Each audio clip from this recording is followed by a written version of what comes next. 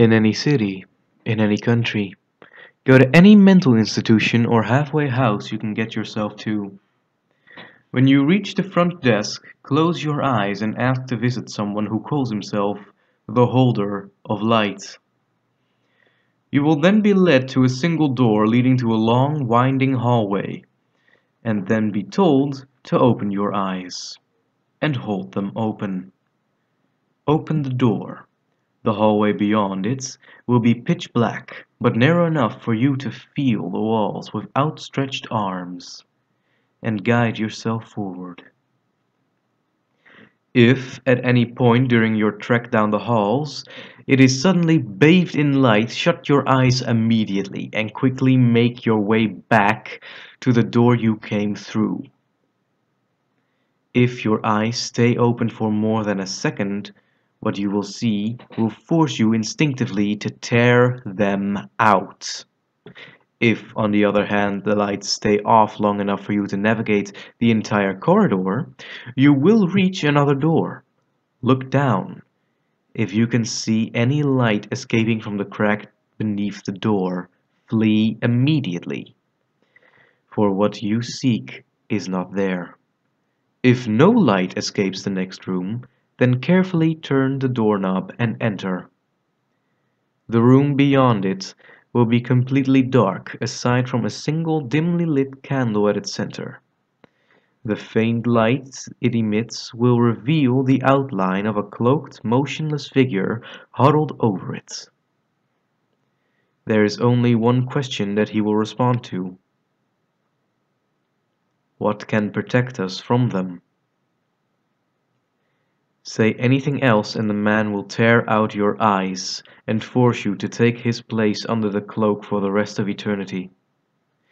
If you ask the proper question, a piercing scream will ring from the candle. A series of lights will illuminate the room, revealing images of the most horrifying thoughts, fantasies, and memories experienced by sentient minds throughout history. Most people cannot handle this event, turning violently insane or perishing instantly at the sight of such horrors.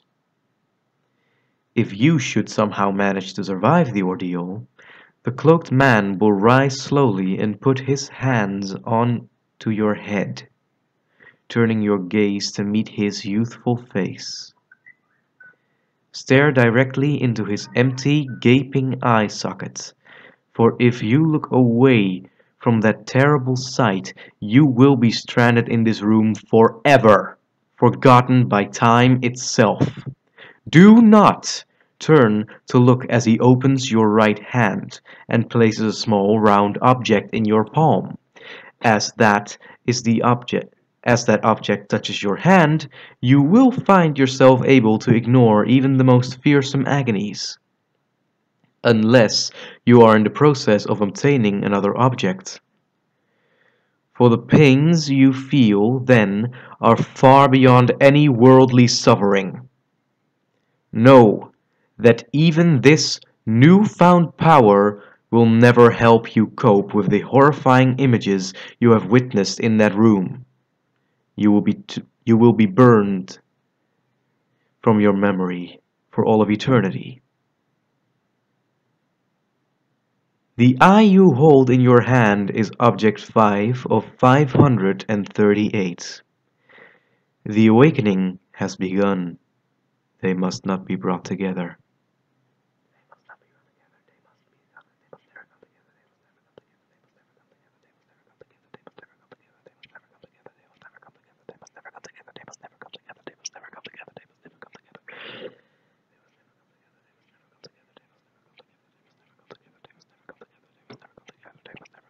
They must never come together.